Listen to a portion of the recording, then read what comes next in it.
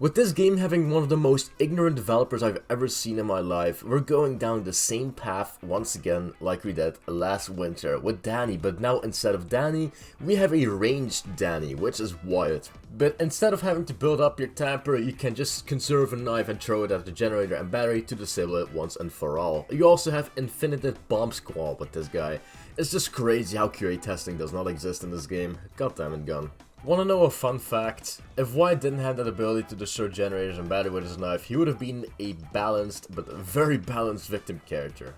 Speaking about balance in the game, that's today's video about. I want to showcase my thoughts and my suggested balance change to the game. Now yes, I'm aware, it's an asymmetrical horror game. These cannot be balanced, but they can also not be too unbalanced, if you know what I say. Now let's start off with a victim perk that Osama bin Laden doesn't like with the name, which is called Bomb Squad. So the way Bomb Squad used to work in the past is it was infinite charges and you could disarm traps so fast that you could literally do it in the middle of a fucking chase, which was crazy. Now the perk works with charges. Each level you gains one more charge and also increases the fast disarming speed of the trap. But I have a somewhat balanced more change. It's not really balanced. I mean, Bomb Squad is fine where it is right now. I have really yet to get a game where I use all my Bomb Squad charges in a game. But I haven't had that. But I feel like this change would have been better instead of the charges. So this is my Bomb Squad change. You have unlimited charges, but the perk works with a cooldown. Depending on the level, level 1 is a 40-second cooldown, level 2 30 seconds, and level 3 20-second cooldown. Now, what do we do with the speed? Well, we're gonna buff boners in this game. Not bones, but bone scraps, better said. I don't want them to tickle me only. I want them to be effective without having to interact with a family the whole time. Let's buff the disarm speed when you use a bone scrap. With either 50% to 80% in between, nothing more, nothing less. Cause in the end of the day, they're gonna lose a bone strap either way if they use it on a trap, so I see it as a win and not as an abuse of Bomb Squad being unlimited and just disarming traps in front of family while literally shaking your ass at them. Anyway, let's talk about Wyatt's level 3 ability that's been plaguing the game for a while. So we all know how it works. Level 3, he can destroy generators and batteries with a simple knife throw, which is way too overpowered and just defies the rush meta even more than toning it down. So what I have in plan to change this ability is, instead of doing the generator battery thing, how about you can use a bone scrap to make a new throwing knife? It's a little bit more balanced than what we have today, and it's honestly the best thing I could have thought of when designing a new level 3 ability.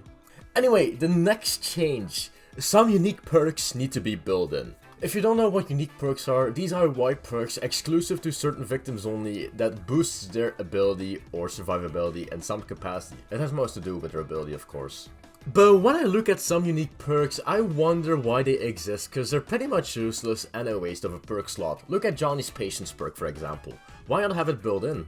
His ability is already kinda meh, but adding a meh unique perk built in would kinda make it better. Now I know you have to stand still to trigger patience, but there are some instances where you're patiently waiting for a victim to do something, and in the meantime you can wait for your ability to fill up. Another character that has so many unique perks is Nancy. Now I know she recently got buffed, but there's like so many unique perks that could be built into her, like the extra barbed wire damage. Now some other perks that should not be built in with Nancy is probably like poison claws, but maybe my way to balance poison claws built into her is the fact that you have to consume a poison at a sissy table for it to work properly for like, I'd say 1 or 2 hits, I don't know.